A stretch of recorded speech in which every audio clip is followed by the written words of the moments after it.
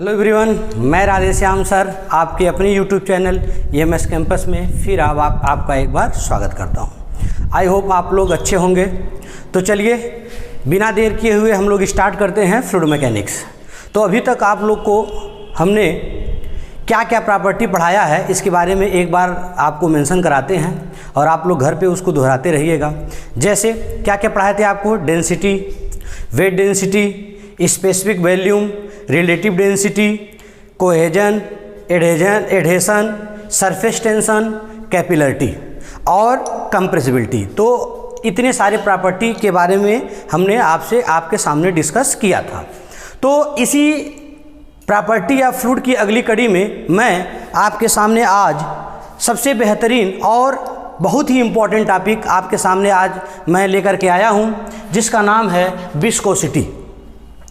तो ये आप इंटरमीडिएट में भी सुने होंगे या पीछे भी जो चीज़ें हमने पढ़ाया था वो भी इंटरमीडिएट में पढ़े होंगे, ऐसा नहीं है। लेकिन आज मैं विस्कोसिटी के बारे में कंपटीशन के पॉइंट ऑफ व्यू से इसका एनालिसिस करूंगा। और आपको मैं बता दूं, यहाँ से एक ऑब्जेक्टिव मैक्सिमम एग्जामों में बनता है और सब्जेक्टिव क्वेश्चन भी इससे रिलेटेड बनते हैं।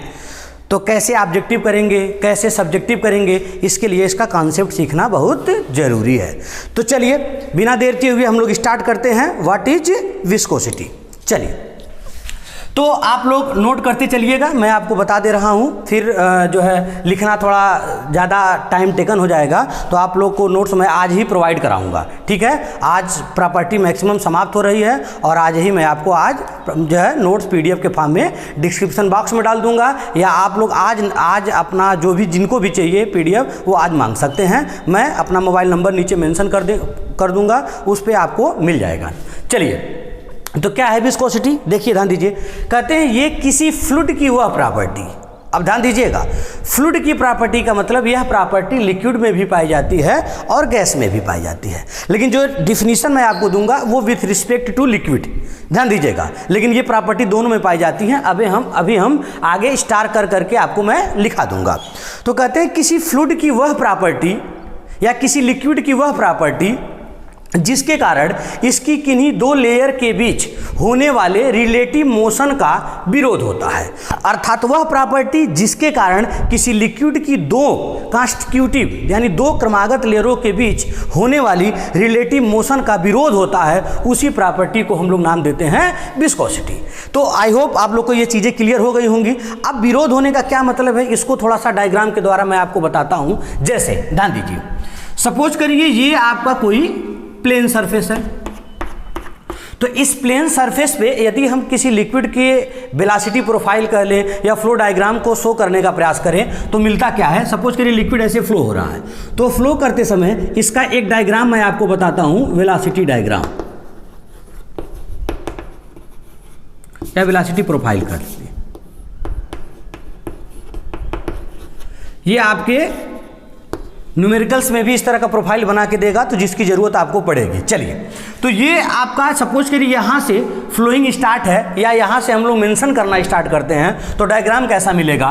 जो लेयर इस बाउंड्री के संपर्क में होगा, इसका जो वेलोसिटी होगा वो 0 होगा या नगण्य होगा, और जो सबसे ऊपर होती है उसकी वेलोसिटी मैक्सिमम होगी। तो वेलोसिटी प्रोफाइल कुछ इस तरह का पैराबोलिक हमको प्राप्त होता है। और ये देखिए ये diagram,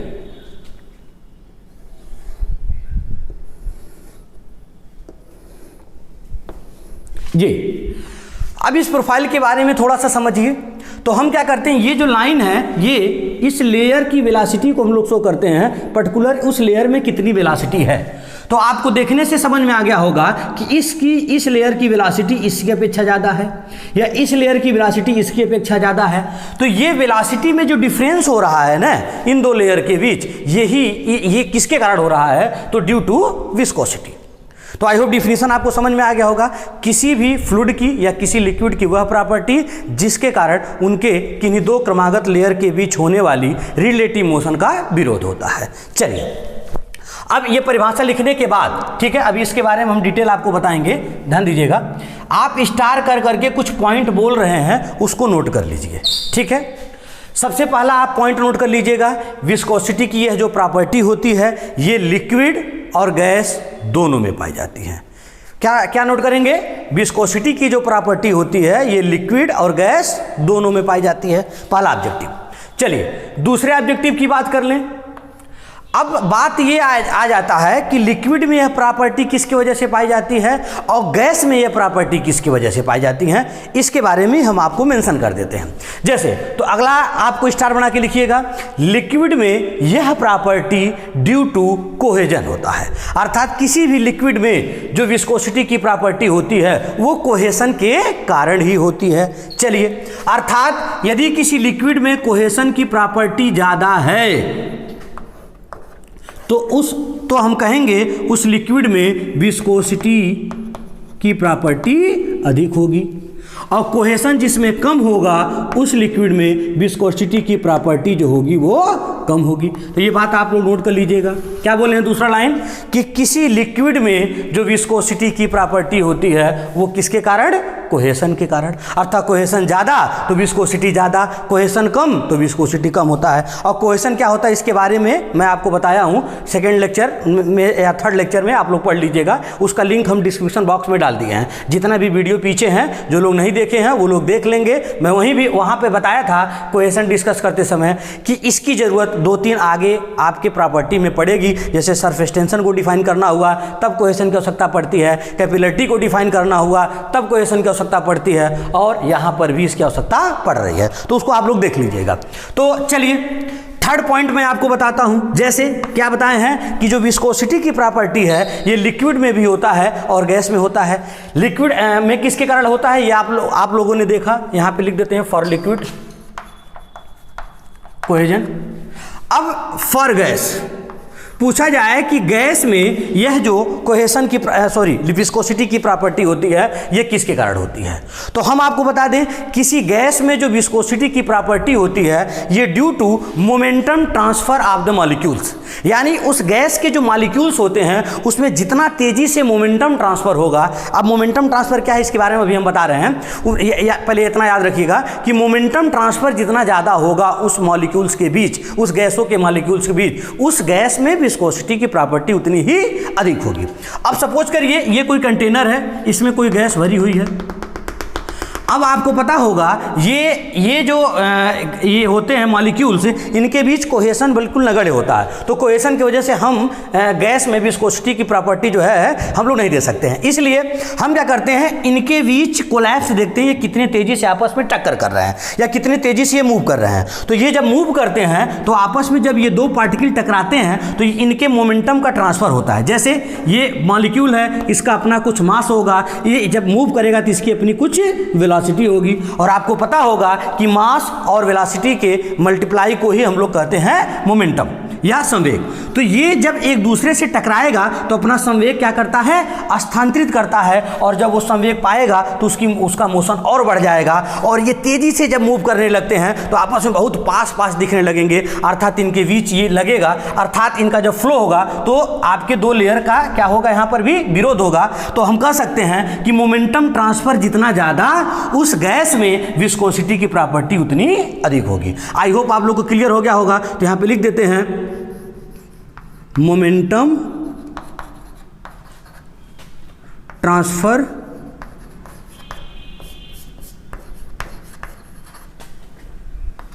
of molecules.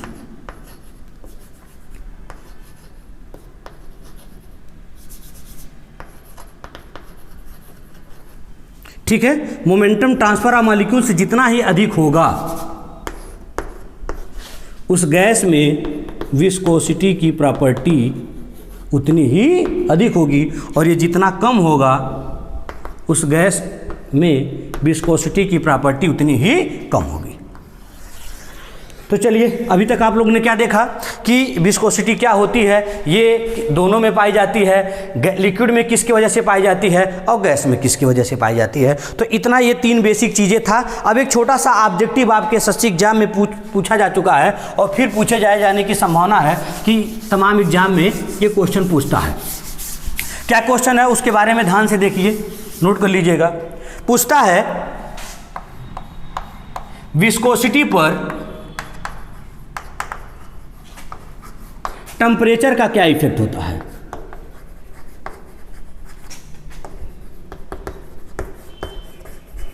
Effect, viscosity पर टेम्परेचर का इफेक्ट, अर्थात टेम्परेचर यदि वेरी करे तो विस्कोसिटी किस प्रकार वेरी करती है।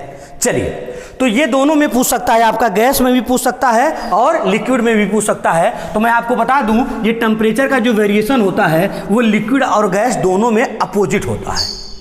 अब किस तरह अपोजिट होता है इसके बारे में ध्यान से देखिए। सपोज करिए हम यहाँ पे लिक्विड की बात कर दें, फॉर लिक्विड, तो लिक्विड में यदि हम टेम्परेचर का मान, किसी भी लिक्विड के टेम्परेचर का मान बढ़ाते हैं तो पूछ देगा उसके विस्कोसिटी पे क्या प्रभाव पड़ेगा, विस्कोसिटी बढ़ेगी या विस्कोसिटी घटेगी या सेम रहेगा, क्या प्रभाव पड़ेगा, इसके बारे में आपसे क्वेश्चन पूछता है।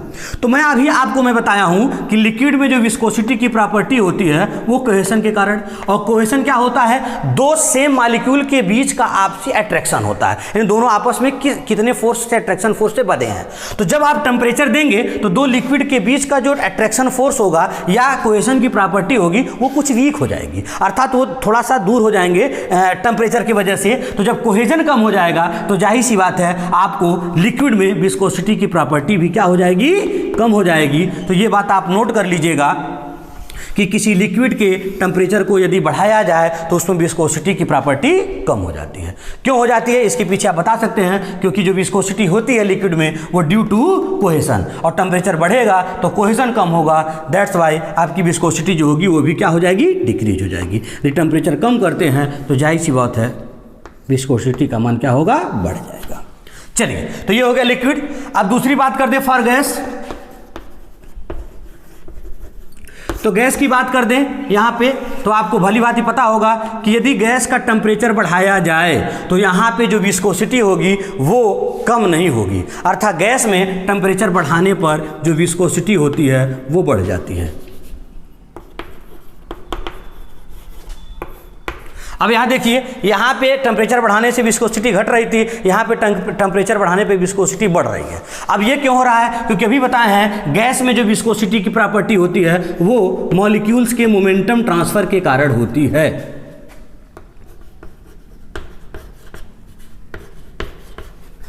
मोमेंटम ट्रांसफर के कारण होती है। तो आपको पता होगा कि जब किसी गैस का टेम्परेचर हम लोग बढ़ाएंगे तो उसके मॉलिक्यूल्स जो होते हैं वो कुछ एनर्जी उनकी बढ़ जाती है, वो तेज़ी से मूव करने लगते हैं, अर्थात उनका जो वेलोसिटी होता है वो बढ़ जाता है, एनर्जी पा जाते हैं, वो तेज़ी से मूव करने लगेंगे, और जब तेज़ी से मूव करेंगे तो उतना ही अधिक उसमें क्या होने लगेगा, मोमेंटम ट्रांसफ़र। और जब मॉलिक्यूल के बीच मोमेंटम ट्रांसफ़र बढ़ जाएगा तो जाहिर सी बात है विस्कोसिटी बढ़ जाएगी। तो इतनी चीज़ें थी, आप लोग नोट कर लीजिएगा साथ में, क्या विस्कोसिटी क्या होता है, ये प्रॉपर्टी मैंने आपको बताया, फिर पॉइंट करके लिख लीजिएगा। ये लिक्विड और गैस दोनों में पाई जाती है, लिक्विड में किसके कारण पाई जाती है, गैस में किसके कारण पाई जाती है, और तीसरा टेम्परेचर का क्या इफेक्ट होता है विस्कोसिटी पे। ये मैंने शॉर्ट नोट आपको इतना बता दिया और आप लोग नोट कर लीजिएगा।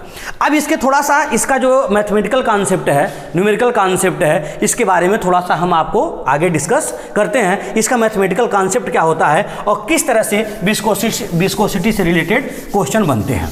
चलिए आइए देखिए, अब इसका जब मैथमेटिकल कॉन्सेप्ट की बात आती है तो यहाँ पे एक साइंटिस्ट हैं जिनका नाम है न्यूटन।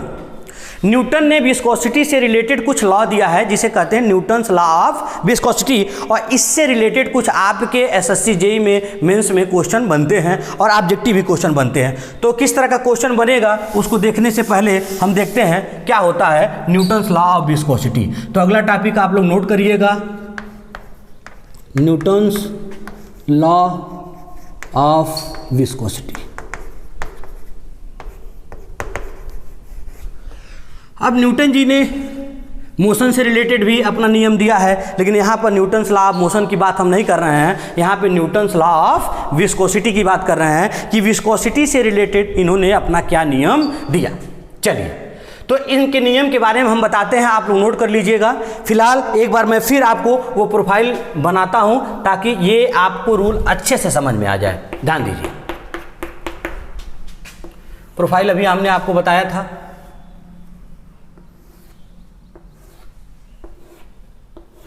ये है आपका वेलोसिटी प्रोफाइल किसी लिक्विड का।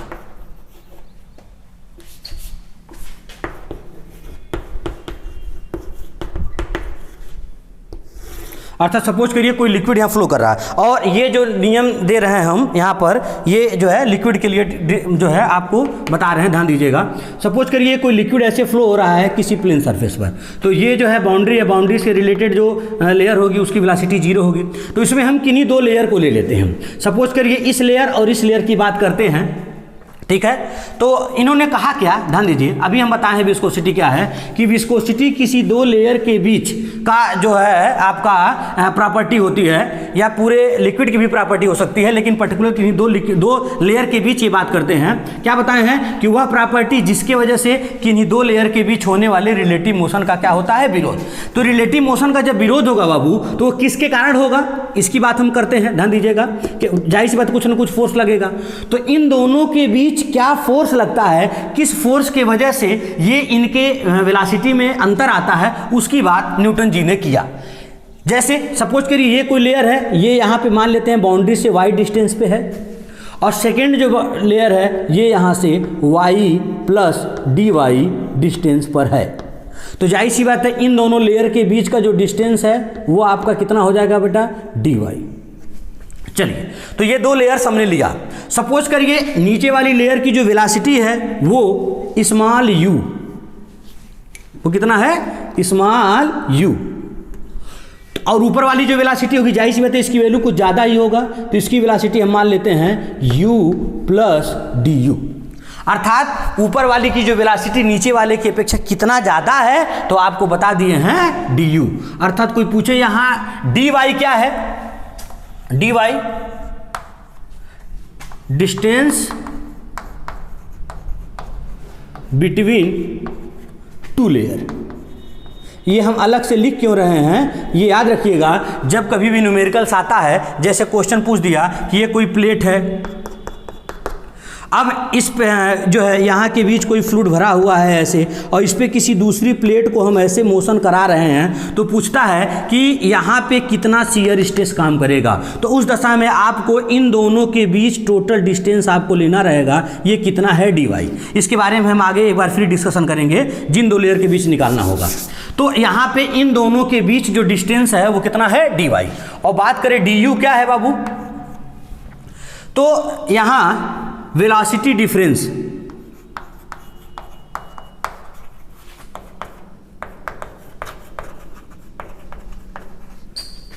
बिटवीन 2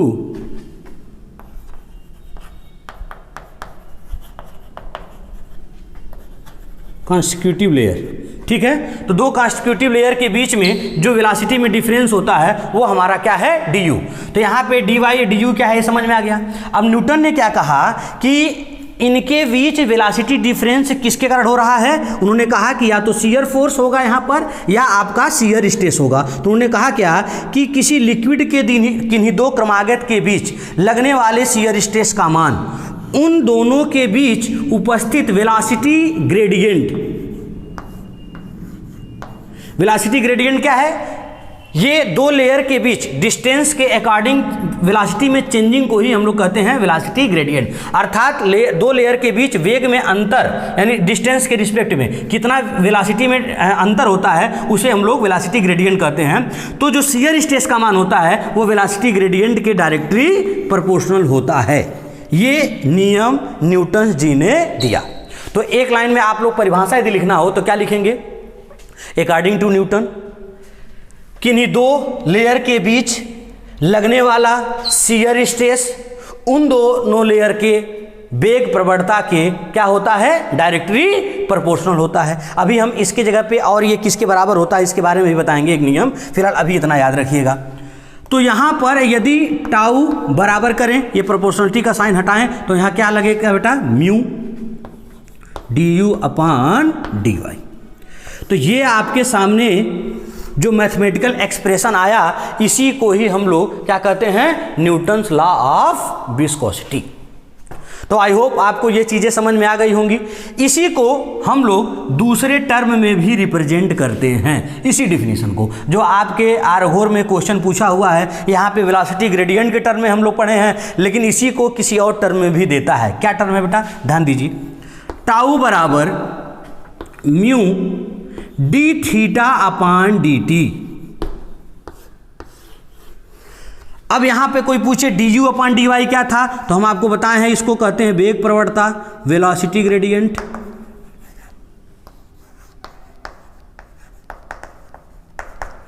वेलोसिटी ग्रेडियंट क्या है बताए हैं, दो लेयर के बीच डिस्टेंस के रिस्पेक्ट में कितना वेलोसिटी में चेंजिंग हो रही है उसे वेलोसिटी ग्रेडियंट कहते हैं। अब कोई पूछे D theta upon D T क्या है, तो इसको कहते हैं rate of shear strain.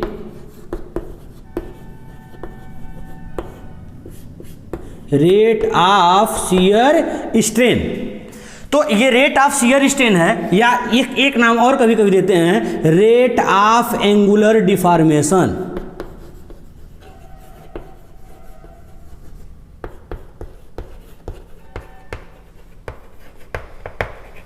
Rate of angular deformation, तो ये देख लीजिएगा, थोड़ा उधर हो गया हो, तो rate of angular deformation, deformation को यहां हम लिख दे रहे हैं,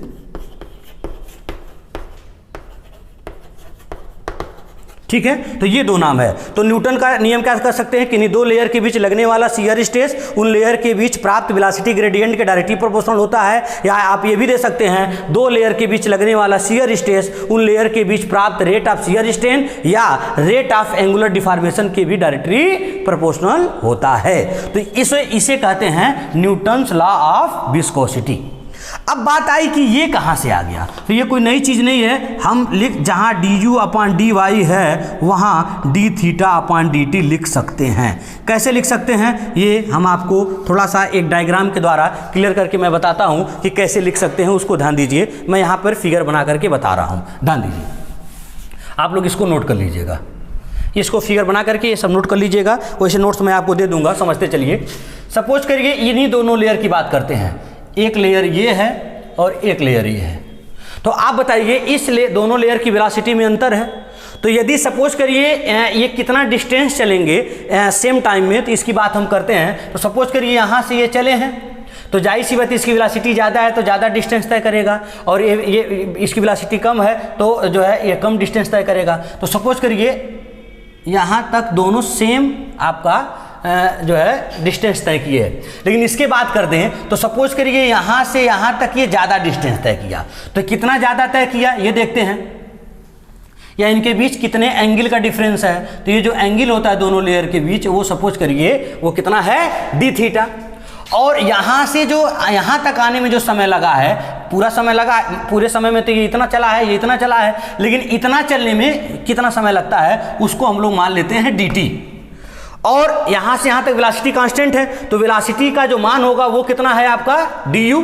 तो ये जो डिस्टेंस होगा वो जैसे चाल बराबर होता है बाबू दूरी बटा समय, तो डिस्टेंस बराबर क्या होगा वेलोसिटी इनटू टाइम। तो यहाँ की जो वेलोसिटी है वो हमने कितना माना है डी यू, और इसको कवर करने में कितना टाइम हमने एज्यूम किया डी टी, और अभी तक इसके बीच का जो डिस्टेंस था वो हमने कितना माना था डी वाई। तो ये डायग्राम आपको आपका ये दोनों का डायग्राम हमने डिस्टेंस के फॉर्म में शो कर दिया। अब बात करते हैं यहाँ पर इस ट्रायंगल की, ये एक राइट एंगल ट्रायंगल है, तो यहाँ से tan d थीटा ले लें, tan d थीटा, तो क्या हो जाएगा tan थीटा बराबर परपेंडिकुलर अपान क्या हो जाएगा बेस। तो यहाँ पे कितना है बाबू D U into D T और अपान क्या हो जाएगा बाबू डी वाई। तो ये आपके सामने एक एक्सप्रेशन निकल करके आया। अब यहाँ पे आपको पता होगा कि जब एंगल बहुत छोटा हो, ये एंगल बहुत बड़ा नहीं होगा, जब एंगल बहुत छोटा होता है तो tan थीटा को ही हम लोग थीटा लिख देते हैं। तो यहाँ tan d थीटा को हम लोग यहाँ लिख देते हैं d थीटा, और यहाँ क्या बचा बाबू D U into D T upon D Y. तो यहाँ पे हम क्या लिख सकते हैं D theta upon D T बराबर D U upon D Y. तो ये इस तरह प्रूफ करते हैं। तो आपको प्रूफिंग से मतलब नहीं है, लेकिन समझना होगा तो लास्ट में वहाँ पर पॉइंट करके आप नोट कर लीजिएगा। फिलहाल इतना जानते रहिएगा कि tau proportional to D U upon D Y होता है, या हम लिख सकते हैं tau proportional to D theta upon D T भी लिख सकते हैं। तो आई होप आपको ये सारे एक्सप्रेशन समझ में आए होंगे। तो अभी तक आपने क्या देखा, विस्कोसिटी क्या होती है, विस्कोसिटी लिक्विड गैस दोनों में पाई जाती है, लिक्विड में किसकी वजह से पाई जाती है, गैस में किसकी वजह से पाई जाती है, ये सारी चीज़ें ने आपने देखा। और उसका मैथमेटिकल कॉन्सेप्ट क्या है विस्कोसिटी का, जिसको कहते हैं न्यूटन्स लॉ ऑफ विस्कोसिटी। तो इतनी चीज़ें आप यदि समझ लिए हैं तो अब हम लोग चलते हैं म्यू के बारे में। म्यू क्या है, इस पे कुछ ऑब्जेक्टिव क्वेश्चन बनते हैं, तो वो आपका ऑब्जेक्टिव क्वेश्चन हो जाए, इसके बारे में हम डिस्कशन करते हैं। आपको ध्यान दीजिए,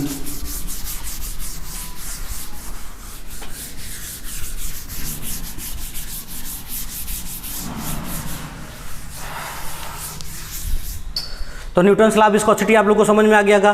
अब बात करते हैं यूनिट ऑफ म्यू, या म्यू क्या है। तो टाउ बराबर mu du upon dy। Numerical में अक्सर इसी की ज़रूरत पड़ती है, इसे न्यूटन्स लॉ ऑफ विस्कोसिटी कहते हैं, आपने जाना। तो लिख सकते हैं लिखने के बाद, जहाँ म्यू एक कांस्टेंट है, आप लोगों ने देखा है प्रोपोर्शनलिटी का साइन हटा करके हमने लगाया है, तो कह सकते हैं म्यू एक कांस्टेंट है। अब ये नहीं पूछता है कांस्टेंट है क्या है क्या, अब ये पूछता है कि इसकी यूनिट क्या होती है या इसको कहते क्या है। ठीक है, तो इसका जो है दो नाम है तो तीन नाम, लेकिन दो नाम आप जान लीजिए। इसको कहते हैं पहला डायनेमिक विस्कोसिटी,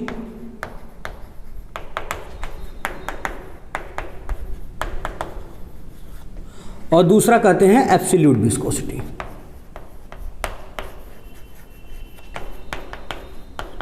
अर्थात आपसे पूछते डायनेमिक विस्कोसिटी की यूनिट बताइए या एब्सोल्यूट विस्कोसिटी की यूनिट बताइए, तो आपको बताना है किसकी यूनिट, म्यू, या इसी को कोफिशिएंट ऑफ विस्कोसिटी भी कहते हैं।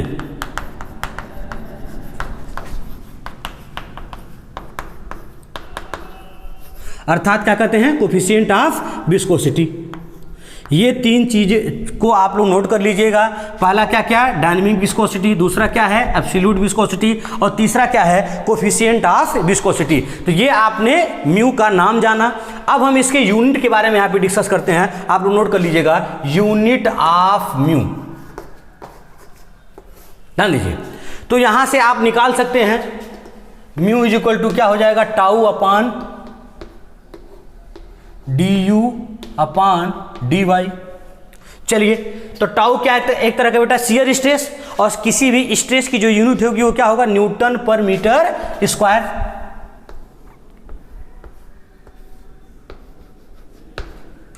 और यहां देखिए, ये है आपका वेलोसिटी, ये है डिस्टेंस। वेलोसिटी का क्या होता है, मीटर पर सेकेंड, और इसका होता है मीटर। तो मीटर से मीटर कटेगा, 1/सेकेंड बचेगा, तो ऊपर जाएगा तो यहां जाएगा 1 अपॉन सेकेंड। तो क्या बचेगा बेटा, म्यू की यूनिट न्यूटन सेकेंड पर मीटर स्क्वायर। और आपको पता एक मात्रा की याद रखिएगा। अब यहीं पे न्यूटन पर मीटर स्क्वायर की जगह पे हम लिख सकते हैं पास्कल। तो एक मात्रा का और क्या आ जाएगा म्यू का, इसी को लिख सकते हैं पास्कल सेकेंड, एक यूनिट ये आ जाएगा। तो आप लोग को ये आई होप समझ में आ गया होगा कि म्यू का यूनिट क्या होता है। अब देखिए, ये आपका हो गया किसमें, ये एमकेएस या एसआई में हो गया। अब हम बात करते हैं सीजीएस में। इन सीजीएस यूनिट क्या होता है, तो सीजीएस में हम न्यूटन के जगह पे क्या लिख सकते हैं बेटा, डाइन। सेकेंड का तो सेकेंड ही होगा, और ये हो जाएगा सेंटीमीटर स्क्वायर। तो डाइन सेकेंड प्रति सेंटीमीटर स्क्वायर भी इसकी क्या होती है, यूनिट होती है। या इसी को हम लोग लिख सकते हैं इसी के बराबर पॉइज। तो पॉइज भी आपका किसका यूनिट होता है बेटा, म्यू का। तो हम लिख सकते हैं 1 पॉइज इज इक्वल टू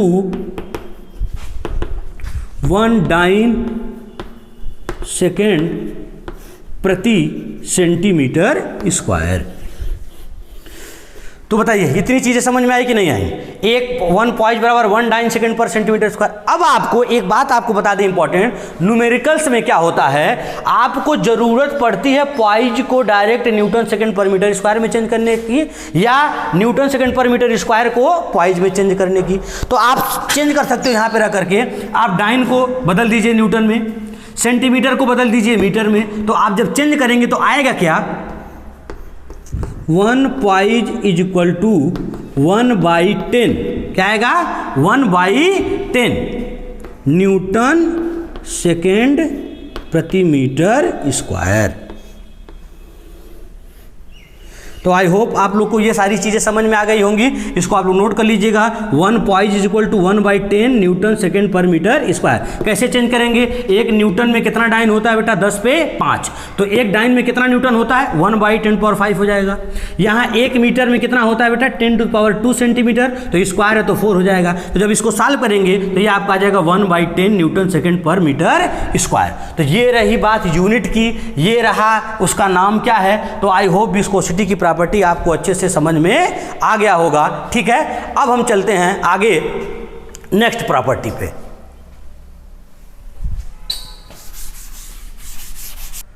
तो अभी तक आप लोगों ने क्या देखा? विस्कोसिटी क्या है, विस्कोसिटी किसकी वजह से पाई जाती है, ठीक है, किस किस में पाई जाती है और उसमें किसके किसकी वजह से पाई जाती है। टेम्परेचर पे विस्कोसिटी का इफेक्ट क्या होता है, विस्कोसिटी का मैथमेटिकल टर्म क्या होता है जिसको न्यूटन्स लॉ ऑफ विस्कोसिटी कहते हैं। उसमें 2 नाम आपने जाना, एक वेलोसिटी ग्रेडियंट, एक शियर स्ट्रेस, और फिर एक और नया नाम आपने जाना, रेट ऑफ शियर स्ट्रेन।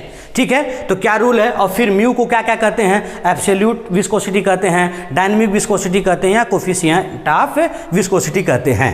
अब एक बात और मैं आपको बता दूं, यहाँ 60 में चाहिए तो बहुत ज़्यादा डिटेल न समझ में आया हो तो यहाँ नोट कर लीजिएगा, ध्यान दीजिए। म्यू की जो यूनिट होती है एक लाइन में अलग से नोट कर लीजिएगा।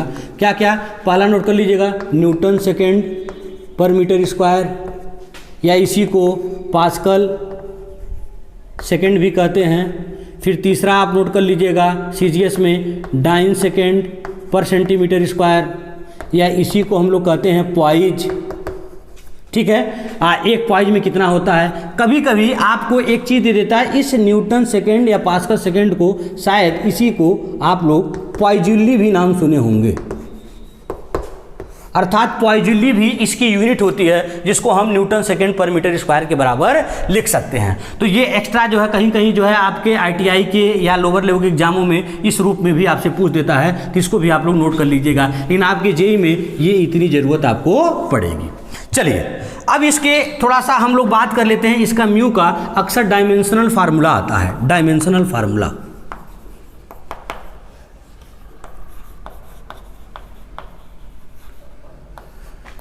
तो डायमेंशनल फार्मूला क्या होता है? ये बहुत फेमस है, आप लोग पढ़े होंगे।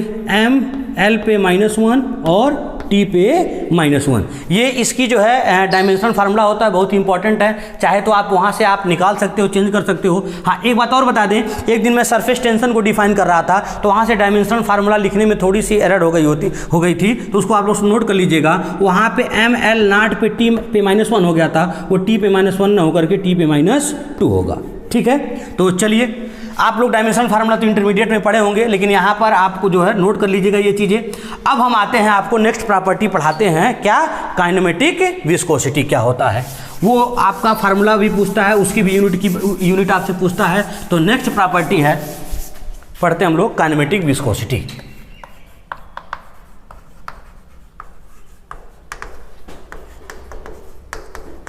तो यहाँ पे थोड़ा सा कंफ्यूजन होता है। अभी हम बताए हैं म्यू को डायनेमिक विस्कोसिटी, और हम फिर डिस्कस करने जा रहे हैं काइनेमेटिक विस्कोसिटी। तो दोनों मोशन से रिलेटेड है, लेकिन दोनों में थोड़ा सा अंतर होता है, ध्यान दीजिएगा। काइनेमेटिक विस्कोसिटी को हम लोग न्यू, ग्रीक अक्षर न्यू से रिप्रेजेंट करते हैं। ठीक है, तो न्यू से रिप्रेजेंट करते हैं, और इसलिए क्या डिफिनेशन देते हैं? किसी भी लिक्विड के या किसी भी फ्लूइड के डायनेमिक विस्कोसिटी और डेंसिटी का जो रेशियो होता है, अर्थात डायनेमिक विस्कोसिटी और डेंसिटी का जो अनुपात होता है, वो रेशियो होता है, उसे हम लोग कहते हैं काइनेमेटिक विस्कोसिटी। अर्थात काइनेमेटिक विस्कोसिटी बराबर क्या सामने आ जाएगा बेटा? आपका डायनेमिक विस्कोसिटी म्यू और डेंसिटी रो, इन दोनों के अनुपात को ही हम लोग कहते हैं क्या? Kinematic viscosity. तो डिफिनीशन इसका अक्सर आता है एग्जाम में, या इस पे बेस्ड न्यूमेरिकल्स आ जाते हैं, या इसकी यूनिट, इसका यूनिट ज़्यादा आपसे पूछता है। यूनिट क्या है सबसे ज़्यादा? तो इसकी यूनिट की बात करें तो इन दोनों की यूनिट को मिला दिया जाए, रख दिया जाए, जो बचेगा वो इसकी यूनिट होगी। तो चलिए बात करते हैं। अभी हमने इसकी यूनिट बताया, क्या है इसका यूनिट? न्यूटन सेकेंड पर मीटर स्क्वायर। और आपको रो की यूनिट बताए थे घनत्व का, जो यूनिट होता है किग्रा प्रति मीटर क्यूब। लेकिन न्यूटन के टर्म में भी हमने आपको बताया था, क्या मात्रक था? न्यूटन सेकेंड स्क्वायर प्रति मीटर पे पावर 4। वो आप जा करके देख लीजिएगा, ये हमने इसका यूनिट लिखा था वहाँ पे और बताया भी था चेंज करके कैसे होगा। तो इसको जब सॉल्व करेंगे बेटा तो यहाँ पे आ जाएगा मीटर स्क्वायर प्रति सेकेंड। तो जो न्यू की यूनिट होगी आपका ये कितना आएगा, मीटर स्क्वायर प्रति सेकेंड। या सीजीएस की बात करें तो इसको आप सीजीएस में क्या लिख सकते हैं बेटा, इन सीजीएस। मीटर को किस में बदल दीजिए, सेंटीमीटर स्क्वायर में, और सेकंड तो सेकंड ही होगा। तो सीजीएस में जो इसकी यूनिट होगी वो आपका आ जाएगा सेंटीमीटर स्क्वायर प्रति सेकेंड। तो अब इस सेंटीमीटर स्क्वायर प्रति सेकेंड को एक नाम और देते हैं यहां पर हम लोग, स्ट्रोक। अर्थात एक स्ट्रोक बराबर हम लिख सकते हैं 1 सेंटीमीटर स्क्वायर प्रति सेकेंड, या 1 stroke is equal to 1 centimetre square प्रति सेकेंड होता है। अब बात करते हैं यहां पर इसका इसमें क्या रिलेशन हो सकता है, तो आप लिख सकते हो 1 स्ट्रोक इज इक्वल टू, ये अक्सर जरूरत पड़ती है, यहाँ पे सेंटीमीटर स्क्वायर के जगह पे मीटर स्क्वायर रख दीजिए, तो ये आपका आ जाएगा 10⁻⁻⁴ मीटर स्क्वायर प्रति सेकेंड।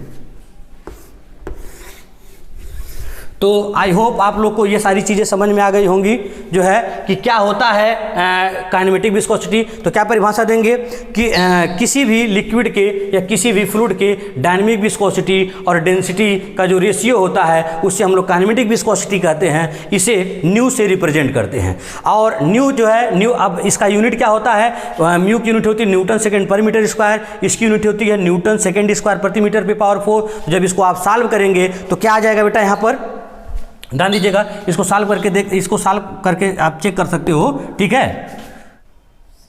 तो देखिए ये डिफिनीशन आपको समझ में आ गई होगी। काइनेमेटिक विस्कोसिटी से रिलेटेड इतना आपसे एग्जाम में पूछा जाता है।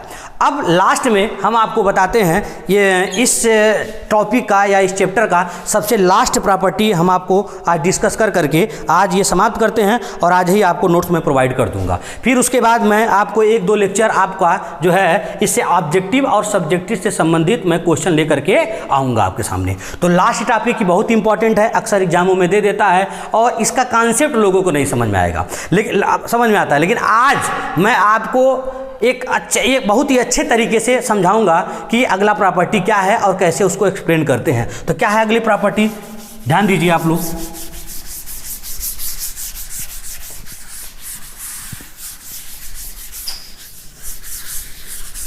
तो अगली प्रॉपर्टी है आपका वेपर प्रेशर।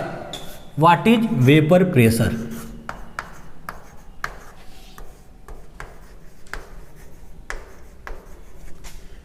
देखिए हम यहाँ पर वेपर प्रेशर क्या है ये तो जानेंगे ही जानेंगे, लेकिन आपके फ्लूइड मैकेनिक्स में एक फिनोमिना आती है, एक टर्म आता है जिसका नाम है कैविटेशन। तो मुख्यतः हमको कैविटेशन को समझना है। अब कैविटेशन तब आपको समझ में आएगा जब आप वेपर प्रेशर को समझेंगे। तो हम यहाँ पे पूरा टॉपिक लिखते हैं, वेपर प्रेशर एंड कैविटेशन। तो मेन आपको फ्लूइड मैकेनिक्स में समझना है कैविटेशन क्या होता है, ठीक है। तो वेपर प्रेशर और कैविटेशन किसे कहते हैं इसको डिफाइन करना है। तो यहाँ पे सबसे पहले आप इजीली पूर्वक समझिए, व्हाट इज वेपर प्रेशर।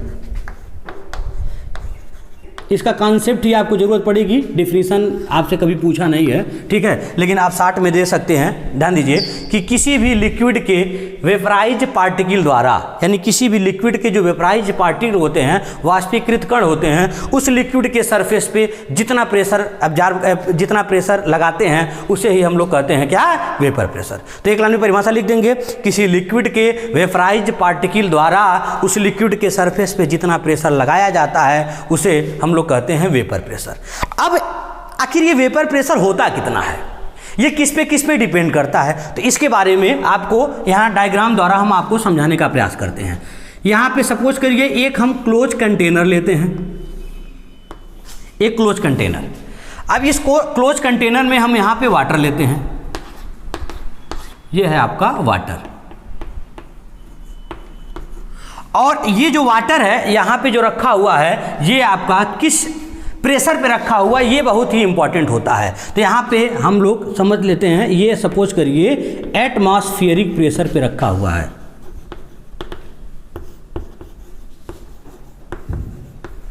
ठीक है। तो ये क्लोज कंटेनर है, क्लोज्ड वेसल लिख देते हैं, ठीक है, क्लोज्ड वेसल है और इसमें वाटर लिए हैं और आपका जो यहाँ पे प्रेशर है वो एटमॉस्फेरिक प्रेशर है। अब किसी यहाँ पे एक्सटर्नल सोर्स के द्वारा हम यहाँ पे इसको हीट करते हैं, इसको टेम्परेचर देते हैं, इसके टेम्परेचर को इंक्रीज करते हैं। तो सपोज करिए ये आपका यहाँ पे हीट करते हैं, तो आपको भली भांति पता होगा जब ये धीरे धीरे हीट करेंगे और इस लिक्विड का जब टेम्परेचर आपका कितने डिग्री पहुँच जाएगा, 100 डिग्री सेल्सियस। तो जब 100 डिग्री सेल्सियस पहुंच जाता है यहाँ पर, एटमॉस्फेरिक प्रेशर की दशा हम बता रहे हैं, ये 100 से कम भी हो सकता है, 100 से ज़्यादा हो सकता है, वो अलग अलग कंडीशन होता है, उसके बारे में अभी हम डिफाइन करेंगे। यहाँ पे देखिए, तो एटमॉस्फेरिक प्रेशर की दशा में जब इसका टेम्परेचर 100 डिग्री सेल्सियस पहुँच जाएगा तो यहाँ के जो पार्टिकल होंगे इसके सरफेस को छोड़ करके ऊपर जाने लगते हैं और ऊपर जा करके इस कंटेनर के फ्री एरिया में इकट्ठा हो जाएंगे और इकट्ठा होने के बाद इसके सरफेस पे क्या लगाएंगे, प्रेशर। तो ये है आपका वेपर पार्टिकल, और ये वेपर पार्टिकल इसके सरफेस पे जितना प्रेशर लगाएंगे इसको हम लोग कहते हैं वेपर प्रेशर। तो आप लोगों ने आई होप देखा कि ये आपका 100 डिग्री सेल्सियस है, तब जाकर के इसमें बॉइलिंग स्टार्ट हुआ है। अब बॉइलिंग स्टार्ट हुआ है तो ये पार्टिकल ऊपर जाने लगे हैं। तो एक बात और मैं आपको बता देता हूँ, किसी लिक्विड के सरफेस को छोड़ करके उसके पार्टिकल का ऊपर जाने का जो प्रोसेस होता है वो वेपराइजेशन कहलाता है, और जो पार्टिकल ऊपर जाते हैं उसे वेपर पार्टिकल कहते हैं, और वही वेपर पार्टिकल उसके सरफेस पे जितना प्रेशर लगाते हैं उसको हम कहते हैं वेपर प्रेशर। तो आप देखेंगे ये वेपर प्रेशर किस पे डिपेंड कर रहा है। यहाँ एक बात की है एटमॉस्फेरिक प्रेशर की और एक टेम्परेचर, तो इस प्रेशर का बहुत ही महत्व है। तो आप क्या यहाँ हम कह सकते हैं क्या कि यहाँ पे जो बॉइलिंग स्टार्ट हुआ है, वेपराइजेशन स्टार्ट हुआ है, वो कितने डिग्री सेल्सियस पर, 100। तो क्या ये संभव है क्या कि 100 डिग्री सेल्सियस से कम तापमान पे भी ये बॉयल हो सकता है या वेपर पार्टिकल बन सकते हैं? तो हाँ, ये हो सकता है। कैसे हो सकता है इसके बारे में मैं आपको बताता हूँ। अब ये वेपर प्रेशर का मान कितना है इसको ध्यान से देखा गया तो मिला क्या हमको, ध्यान दीजिएगा। जब इस लिक्विड का जो टेम्परेचर होता है, यहाँ का टेम्परेचर ये 0 डिग्री सेल्सियस होता है, ठीक है। तो यहां पे आप लोग लिख लीजिएगा, यहां पे ये टेम्परेचर और यहां पे लिख लीजिएगा वेपर प्रेशर का मान, यानी किस किस टेम्परेचर पे वेपर प्रेशर हमको कितना मिला है इसके बारे में हम आपको बता देते हैं। तो जब आप देखेंगे क्या 0 डिग्री सेल्सियस टेम्परेचर होता है इस लिक्विड का, तो वहां पर जो हमारा वेपर प्रेशर का मान मिलता है ये 0.623 किलो पास्कल। बात समझिएगा। अब जब यहाँ पे 20 डिग्री सेल्सियस कर देते हैं तो इसका जो मान लगभग मिलता है 2.34 किलो पास्कल। और जब यहाँ पे 100 डिग्री सेल्सियस, जो अभी यहाँ पे देखे हैं 100 डिग्री सेल्सियस होता है, तो वहाँ पे वेपर प्रेशर का मान हमको मिलता है एटमॉस्फेरिक प्रेशर के बराबर, अर्थात यहाँ पे जो प्रेशर लग रहा है वो एटमॉस्फेरिक प्रेशर के बराबर ही लगेगा, जिसका मान होगा 101.325 किलो पास्कल। तो ये कुछ डाटा, इसको नोट कर लीजिएगा। तो आप यहाँ पे एक चीज़ क्या ध्यान से देखें कि जब हमारा यहाँ पर प्रेशर जो है एटमॉस्फेरिक प्रेशर है, तो ये 100 डिग्री सेल्सियस पर बॉयल हो रहा है, अर्थात 100 डिग्री सेल्सियस पे ही ये इतना प्रेशर लगा पाएगा। और आप एक चीज़ और कह सकते हैं अप्रत्यक्ष रूप से कि जब वेपर प्रेशर का मान इस लिक्विड के एटमॉस्फेरिक प्रेशर के बराबर हो जाएगा, तब यहाँ पर हमारा क्या बनने लगता है, बबल्स बनने लगते हैं, अर्थात बॉइलिंग स्टार्ट हो जाता है। एक बात ये भी कर सकते हैं हम, ये अभी नहीं बाद बताएं, पहले तो ये हुआ है कि जो वेपराइजेशन होता है वो दो चीज़ों पर निर्भर करता है, एक टेम्परेचर, एक एटमॉस्फेरिक प्रेशर पर। अर्थात एटमॉस्फेरिक प्रेशर है, यदि यहाँ का इस लिक्विड का प्रेशर आप एटमॉस्फेरिक के बराबर ही रख रहे हैं तो हमेशा बॉइलिंग कितने पे स्टार्ट होगा, 100 डिग्री सेल्सियस पे। लेकिन यदि इस लिक्विड का जो प्रेशर है वो यदि आप 0 डिग्री सेल्सियस कर दीजिए, इसको 0 डिग्री सेल्सियस कर दीजिए, तो आपका जो वेपराइजेशन स्टार्ट होगा वो इतने ही प्रेशर पर स्टार्ट हो जाएगा, या कितने पे, 0.623 किलो पास्कल पर, या 0 डिग्री सेल्सियस पर। या यदि एटमॉस्फेरिक प्रेशर का मान आप कर दीजिए कितना, 2.34 किलो पास्कल, यहाँ के प्रेशर का मान यदि कर दीजिए तो आपका जो ये वाटर होगा ये इतने डिग्री सेल्सियस पर ही बॉयल होने लगेगा। आप तमाम और कॉन्सेप्ट किताबों में दिया हुआ है, उसको आप देख लीजिएगा। अर्थात ये सपोज करिए वेसल है, इसमें हमने जल लिया है, अब बिना इसको नीचे से हीट किए इसको बॉयल कराना है, तो आप क्या करिए, यहाँ पे किसी भी विधि द्वारा, चाहे आप जो है सक्शन करिए, चाहे किसी भी तरह से आप यहाँ के प्रेशर को कम कर दीजिए। इस लिक्विड का प्रेशर जब कम करते जाएंगे, अर्थात जब यहाँ पे जो 20 डिग्री सेल्सियस यहाँ जो है इतना यहाँ प्रेशर कम करते जाएंगे, और जो ही प्रेशर आपका इतना आ गया 2.34 डिग्री सेल्सियस, तो ये 20 डिग्री सेल्सियस पर भी क्या होने लगेगा, बॉयल होने लगता है। तो आई होप कैसे बॉइलिंग होती है, ये किस पे निर्भर करता है, क्या वेपर प्रेशर होता है, ये चीज़ें आप लोग समझ गए होंगे। तो एक लाइन चाहे तो यहाँ पे पॉइंट कर करके लिख लीजिएगा। क्या करें, क्या लिखेंगे कि जब किसी लिक्विड के पार्टिकल उसके सरफेस को छोड़ करके ऊपर जाने लगते हैं तो उस प्रोसेस को वेपराइजेशन कहते हैं, और जो पार्टिकल ऊपर जानते हैं उन्हें वेपर पार्टिकल कहते हैं, और वे वेपर पार्टिकल उसके सरफेस पे जितना प्रेशर लगाते हैं उसे कहते हैं वेपर प्रेशर। और ये वेपर प्रेशर उस लिक्विड के प्रेशर पे डिपेंड करता है और वहाँ के टेम्परेचर पे भी डिपेंड करता है। यदि लिक्विड का जो प्रेशर होगा वो एटमॉस्फेरिक प्रेशर पे हो तो 100 डिग्री सेल्सियस पर ये बॉइलिंग स्टार्ट होता है, वेपर बनना स्टार्ट होता है। और यदि इसका जो प्रेशर होता है वो एटमॉस्फेरिक प्रेशर से कुछ कम कर दें, जैसे आपका 2.34 किलो पास्कल, तो ये लिक्विड 20 डिग्री सेल्सियस पर ही क्या होने लगता है, बॉयल होने लगता है। तो आई होप इतना कॉन्सेप्ट आपको समझ में आया। यदि इस चीज़ को समझ गए हैं तो कैविटेशन क्या होता है इसके बारे में आप अच्छे से समझ सकते हैं। तो ये वेपर प्रेशर इतना नोट कर लीजिएगा, नोट्स में हम बाकायदे लिखे हुए हैं, आप लोग अच्छे से नोट कर लीजिएगा। अब हम बात करते हैं कैविटेशन क्या होता है। कैविटेशन देखिए, तो कैविटेशन को समझने के लिए वेपर प्रेशर में एक चीज़ आप समझ गए, क्या कि जब कहीं भी लिक्विड के प्रेशर का मान कम हो जाएगा तो वहाँ संभावना है कि वहाँ पे बबल्स बनने लगे। कैसे, ध्यान दीजिए। सपोज करिए ये कोई आपका पाइप है, इसमें लिक्विड का फ्लो हो रहा है। आपसे क्वेश्चन पूछता है इससे रिलेटेड, क्या क्या किस तरह क्वेश्चन बताते हैं। ये इसमें कोई लिक्विड फ्लो हो रहा है ऐसे। सपोज करिए ये जो पॉइंट है यहाँ पे लो प्रेशर रीजन है, लो प्रेशर रीजन, अर्थात यहां पर आपका लो प्रेशर है सपोज करिए। तो ये लिक्विड यदि यहां से फ्लो होकर के जा रहा है तो ये संभावना है यहां पर जाने के बाद उस लिक्विड का जो प्रेशर है उसके अपने खुद के वेपर प्रेशर के क्या हो सकता है, बराबर। क्यों, क्योंकि यहाँ का जो टेम्परेचर होगा, जल्दी रूम टेम्परेचर 27 डिग्री सेल्सियस हो सकता है, 28 डिग्री सेल्सियस या 20 भी हो सकता है, या जो भी हो सकता है। तो यदि यहाँ का जो लिक्विड का प्रेशर है वो उसके वेपर प्रेशर के बराबर हो जाए तो क्या होगा, यहाँ पर बबल्स बनने लगते हैं, ये बबल्स बनने लगेंगे। और जब ये बबल्स बनते हैं तो ये बबल्स फ्लो के दौरान हाई प्रेशर रीजन में जब पहुंच जाए, सपोज करिए यहाँ पर आकर के ये जो है यहाँ पर हाई प्रेशर रीजन है, ठीक है। तो जब हाई प्रेशर रीजन में आप यहाँ पहुंच जाएंगे तो ये बबल्स जो होते हैं वो ब्रस्ट कर जाते हैं, अर्थात फूट जाते हैं। तो जब ये बबल्स यहाँ पे फूटेंगे तो यहाँ पे हाई प्रेशर जनरेट होगा, अर्थात जो प्रेशर वहाँ हाई प्रेशर था तो था ही इसके अपेक्षा हाई, लेकिन जब वो फूटेंगे तो एक्स्ट्रा प्रेशर जनरेट होगा। जो ये एक्स्ट्रा प्रेशर इस लिक्विड इस मटेरियल के सरफेस पर या पाइप के सरफेस पर पीटिंग एक्शन, ये पॉइंट आप लोग नोट कर लीजिएगा, पीटिंग एक्शन जनरेट करते हैं। और पीटिंग एक्शन जनरेट करने का मतलब क्या होता है, उस पाइप में छोटे छोटे होल्स बना सकते हैं, अर्थात यहाँ पर छोटे छोटे होल्स जनरेट होने लगते हैं। और ये प्रोसेस यदि कंटिन्यूअस चलता रहा तो हम कह सकते हैं ये पाइप की जो लाइफ होगी ये आपका क्या हो जाएगा, कुछ कम हो जाएगा, और जल्द से जल्द ये पाइप क्या हो सकता है, टूट सकता है।